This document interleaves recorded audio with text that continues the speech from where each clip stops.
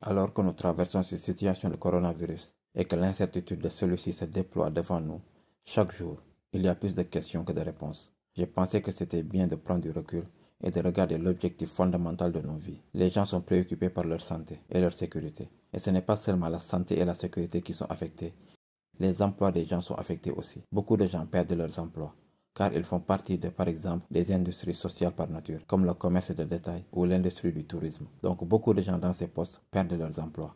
Donc ils passent par toutes sortes d'épreuves difficiles et ils ont des difficultés financières. Certaines personnes perdent leur santé, certaines personnes perdent leur sécurité. Ce qui est également important à noter est quand l'économie s'effondre comme ça, qu'Allah préserve l'économie pour toutes les villes et toutes les communautés. Mais si elle s'effondre comme ça, de nombreux emplois sont perdus en même temps. Alors vous pouvez avoir beaucoup de crimes et de situations effrayantes qui peuvent se produire dans différentes parties du monde. Il ne s'agit donc pas seulement de la santé, il s'agit en fait de la société qui est touchée par une maladie. Il n'y a pas que les hôpitaux et les médecins, pas que les personnes malades qui sont touchées, mais en fait chaque partie de la société est affectée en conséquence. Je voulais prendre du recul et me rappeler, pour moi et pour vous tous, cette seule déclaration qu'Allah a faite dans le Coran. Cette sourate entière est en fait une phrase. Wal Asri. Allah dit, je jure par le temps. Mais le mot qu'il utilise pour le temps est le mot qui vient de Asir. Asir signifie jus en arabe. Lorsque vous pressez le fruit et qu'il s'égoutte, c'est ça Asir. Mu'sirat sont des nuages qui se croisent les uns les autres. Et quand ils s'entremêlent, les uns contre les autres, il commence à pleuvoir. Asr signifie en fait le temps qui s'écoule, qui glisse, qui presse. Quoi que vous fassiez, ça va s'égoutter, ça va sortir. C'est quand le jour est à court de lumière, comme si la lumière du jour restant s'en allait. C'est le temps Asr, fin de l'après-midi. Donc parce que c'est à propos du temps, là où la lumière est sur le point de s'éteindre, donc le temps qui est sur le point de s'épuiser, Allah jure sur ça. Et c'est important, car c'est Allah qui vous rappelle, à vous et à moi, que ce qu'il est sur le point de dire est assez urgent. Cela a à voir avec quelque chose que vous et moi n'avons pas beaucoup de temps pour comprendre. Imaginez que quelqu'un vous dise quelque chose à la fin de l'après-midi, et il ne vous reste plus que le temps du jour restant pour le faire. Donc c'est la fin de la journée et quelqu'un vous dit que vous avez le temps jusqu'à ce que l'obscurité ne s'installe. Et la lumière est une sorte d'image de la vie, alors que l'obscurité est l'image de la mort. Donc comme si nous étions à l'astre de nos vies. Nous sommes à la fin de la toute petite vie qui nous reste. Et avant qu'elle ne s'épuise, avant qu'on nous enterre, nous avons très peu de temps pour comprendre comment ne pas être un échec. Donc il dit, je jure par le temps qui presse. Inna l'insana lafi khusr. Chaque être humain, sans aucun doute, s'est noyé dans la perte. Nous perdons tous. Et bien sûr, la première chose que nous perdons, c'est le temps. Certains d'entre vous, les jeunes par exemple, vous aimez regarder les jeux télévisés où il y a une minuterie et vous devez faire quelque chose rapidement. Et avant que le buzzer ne retentisse, vous devez le faire. Sinon, vous perdez. Les sports et les jeux sont donc une question de temps. C'est très limité et vous devez accomplir beaucoup de choses dans ce temps limité. Briser un record. C'est un peu comme ça dans cette vie. On a très peu de temps et nous pensons, car beaucoup d'enfants ne sont pas à l'école en ce moment, donc vous pourriez penser que nous avons beaucoup de temps libre. Nous ne savons pas quoi faire de tout ce temps. Nous sommes libres. Mais Allah peint une image très différente pour chaque être humain. Il vous le rappelle et il me le rappelle que nous n'avons en fait pas beaucoup de temps du tout.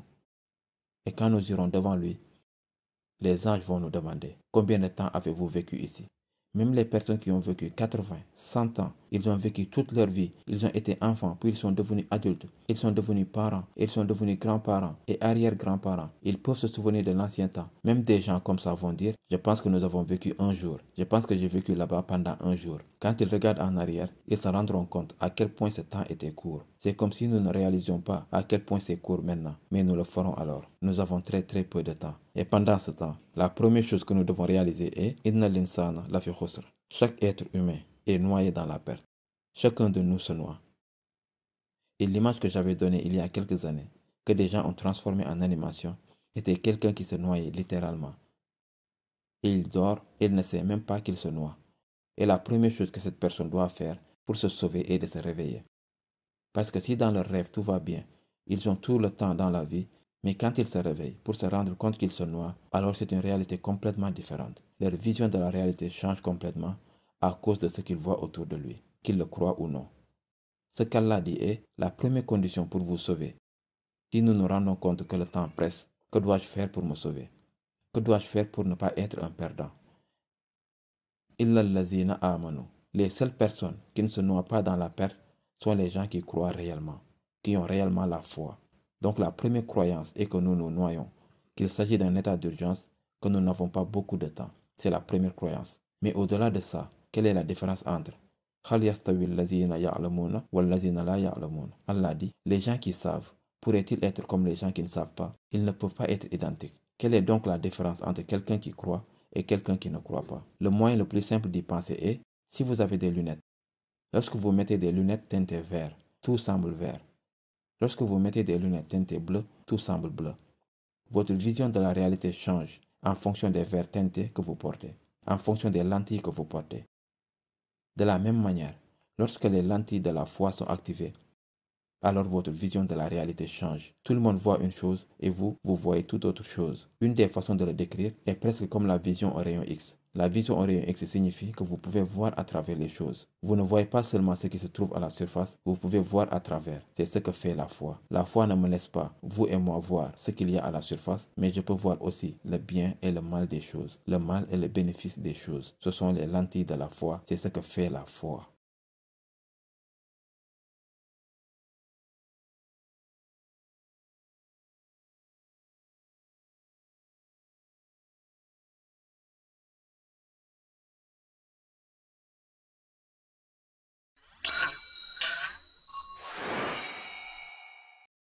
La foi change la manière dont je comprends la réalité. Personne d'autre ne le comprendra de la même manière. Une autre personne peut penser que gagner beaucoup d'argent est un succès, mais quand tu regardes cet argent du point de vue de la foi, qu'il soit obtenu de manière licite ou illicite, cela change complètement. Alors cette personne, super content d'avoir une nouvelle voiture avec cet argent, ou il achète une nouvelle maison avec cet argent, il pense avoir du succès. Et toi, tu regardes cette même maison, cette même voiture, ce même compte bancaire, et tu es en train de penser que c'est un échec, parce que tu regardes d'un point de vue de la foi. Non, c'est mal. Alors nous voyons la même chose, mais notre perception change complètement en fonction de la foi. Et Allah nous dit dans cette sourate que la première perte, la plus grande perte qu'une personne peut avoir, est de ne plus voir la réalité du point de vue de la foi, car ils ont perdu sa vraie notion. Le prophète sallallahu alayhi wa sallam avait l'habitude de faire cette dua, cette célèbre invocation. Allahumma arina al-haqqa haqqan warzuqna tiba'ah wa arina al-batila batilan warzuqna ijtinabah. Il dit, oh Allah, montre-nous la vérité, montre-nous la réalité telle qu'elle, et donne-nous le courage, accorde-nous la force de la suivre, et montre-nous la mauvaise chose telle qu'elle, et accorde-nous le courage d'en rester loin. Parce qu'en vrai, bon nombre de fois, la vérité ressemble au mensonge, et le mensonge à la vérité. Quand tu regardes le monde en fonction de la foi, alors tes perceptions changent complètement, et la première chose qui change avec ça est ce qui vient après. Et c'est encore une fois, comment allons-nous nous sauver? La première chose est, observons-nous tout ce qui nous entoure, même nous-mêmes, du point de vue de la foi, et ce qui est meilleur pour notre foi. Qu'est-ce que toi et moi préservons? Plus notre argent? Plus que notre santé? Ou notre état émotionnel? Toutes ces choses sont importantes, mais au-dessus de tout ça, est-ce que je fais quelque chose qui préservera, ou détruira, ou fera mal à ma foi? Donc la foi est ce que tu dois protéger plus qu'autre chose. Si elle est protégée, le reste ira bien. Si elle n'est pas protégée, rien d'autre ne compte. Tu peux avoir une bonne situation en ce moment, où tout semble parfait, mais au fond de toi, tu ne peux plus ressentir la foi. Tu ne vois plus les choses de la même manière, ce qui veut dire que rien ne va, c'est juste une façade, c'est du faux. Et ça s'effondrera tôt ou tard. Tu vis en faisant semblant, je fais de même. Quand cette réalité frappe, alors on se dit, qu'est-ce qui vient de se passer? En vrai, voici les perdants s'ils n'arrivent pas à distinguer la réalité. Si je ne peux pas voir la vérité, si tu ne peux pas voir la réalité, alors nous sommes perdus. Si tu ne peux pas la voir, alors nous avons perdu. En temps d'épreuve, comme nous le traversons en ce moment, c'est facile de voir les choses comme tout le monde. Ce sera notre père. Nous devons voir chaque épreuve du point de vue de la foi. La foi représente beaucoup de choses, comme croire en Allah. D'accord, ce n'est pas seulement croire en Allah. Allah a beaucoup de noms. Chaque nom a un effet sur moi. Si le nom d'Allah est Ar-Raziq, alors peu importe comment les choses vont mal, je ne perdrai jamais le fait qu'Allah est le fournisseur. Si Allah est le gardien, si Allah est le protecteur, s'il est tous ces noms, alors même si une personne ne se sent pas en sécurité, je ne vais pas perdre mon sentiment de sécurité. Parce que je sais qu'Allah est là et il est l'ultime protecteur. Donc chacun des noms d'Allah change notre manière d'être. Pendant que les gens sont dans une hystérie, nous pouvons être calmes grâce à notre foi. Et parce que tu as ça, ta manière d'agir change. Et c'est la prochaine étape. La manière dont tu réagis est différente de celle des autres. Parce que tu vois les choses différemment par rapport aux autres. Si tu voyais un feu et que tu es trop près, tu agirais. Tu ferais un pas en arrière. car tu ne veux pas être brûlé. Parce que tu comprends que c'est réel, tu vas faire un pas en arrière.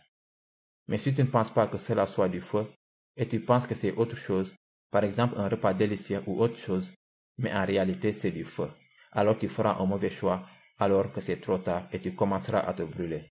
Ta perception de la réalité déterminera les actions avec lesquelles tu es à l'aise, les actions avec lesquelles tu ne l'es pas. Cela va changer. Donc Allah dit, Illa allazina amanu wa amilu salihat. Ils font de bonnes actions, ils font de bonnes œuvres. Comment ont-ils obtenu la capacité de faire les bonnes actions? Comment ont-ils pu distinguer la bonne action de la mauvaise? Demandez à 10 personnes, quelle est la bonne chose à faire? Vous aurez 10 réponses différentes. Chaque personne a sa propre perception de ce qui est bien ou mal du point de vue moral. Parce que nous avons la foi, notre définition de ce qui est bien et ce qui est mal est déterminée par Allah lui-même. Allah nous guidera vers ce qui est bien et ce qui est mal. Allah nous dira ce qui est bon pour nous et ce qui ne l'est pas. Et bien sûr, dans la vie, nous devons faire nos propres choix, pour le meilleur et pour le pire. Et beaucoup d'entre eux n'ont rien à voir avec le bien ou le mal. Ils ont juste à voir à ce que vous pensez être nécessaire à faire. Les choix qui ont à voir avec la justice et l'équité. Ces choix vont être maintenant déterminés par notre foi. Illa allazina amanu wa amilu salihat.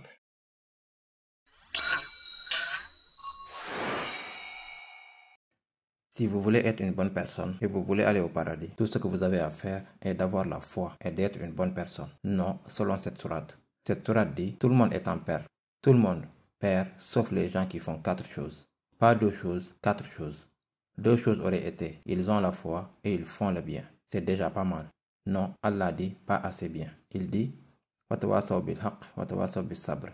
Je vais l'expliquer en quelques mots très simples. Si votre professeur vous dit, fais ces 4 tests et tu passeras, et vous en faites 2 parfaitement, et les 2 autres, vous ne les avez même pas touchés, et quand le jour du résultat arrive, vous remettez les 2 devoirs, et il dit, où sont les 2 autres? Et vous dites, non, j'ai vraiment été bon sur ces 2 plus tôt. Ces 2-là, je les ai parfaitement faits. Regardez-les, je vais avoir des A sur, oui, A, puis F et F, mais il y a toujours un F, n'est-ce pas? Parce que vous n'avez pas terminé les 4 tests. Cette sourate dit, nous allons échouer si nous ne remplissons pas 4 missions. Le premier d'entre elles est de regarder les choses du point de vue de la foi. Le second, notre ligne de conduite. Ce que nous faisons doit être déterminé par cette foi. Qu'est-ce que la foi vous fait faire?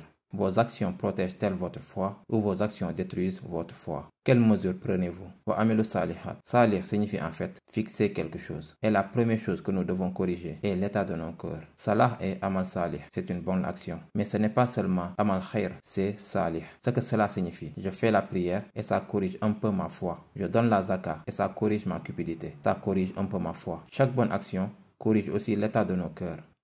Elle fait quelque chose pour nous-mêmes. Puis la troisième condition est Watawasaw bil haqq. Et ils se conseillent les uns les autres, se soutiennent les uns les autres. Tawasi peut aussi signifier qu'ils se complètent les uns les autres. Ils s'encouragent, se pressent fortement les uns pour les autres, sont honnêtes et sont sur la vérité.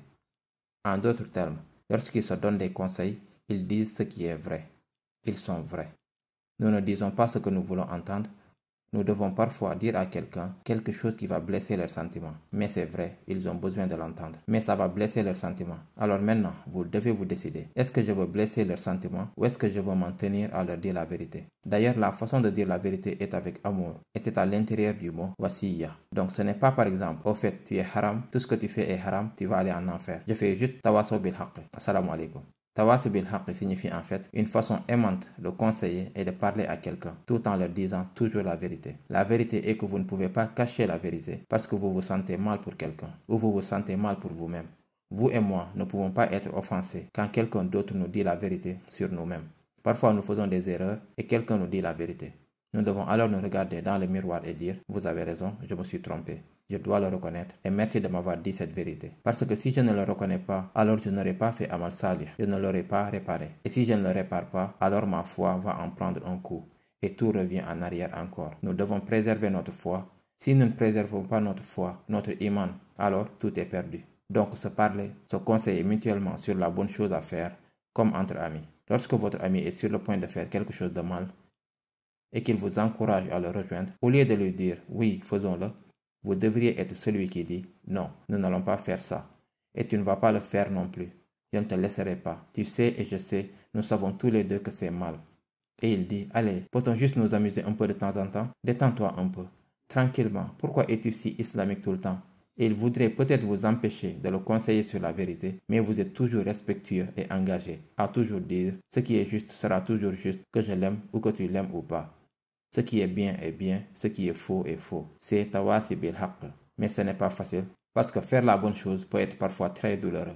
Vous savez que vous devez faire quelque chose pour protéger votre foi. Vous savez dans votre cœur que vous devez faire quelque chose de bien, mais pour faire ça, vous devez passer par des étapes difficiles. Vous devez sacrifier soit quelque chose que vous voulez, ou vous devez sacrifier quelque chose que quelqu'un d'autre voulait. Quelqu'un va être blessé quand vous faites la bonne chose. Lorsque vous faites la bonne chose, lorsque vous dites non au mal pour le bien, quelqu'un sera offensé, quelqu'un sera blessé, quelqu'un sera insulté, vous-même compris. Tout cela est inclus ensemble. Et quand cette douleur touche, lorsque vous changez de cap et vous allez dans la bonne direction, la douleur frappe. Quand cette douleur frappe, vous vous sentez comme « Je ne pense pas que je peux supporter cette douleur. Je vais prendre du recul et retourner dans ma zone de confort. » Et c'est là que le seul moyen que nous allons nous sauver est que nous nous rappelons de rester forts, de préserver, de pousser ensemble et de continuer. Nous nous conseillons avec persévérance. Nous persévérons. Si on ne fait pas ça les uns pour les autres, alors nous sommes tous dans un état de perte. Ces 4 conditions sont vraiment une vision du monde. Voici comment un croyant vit sa vie.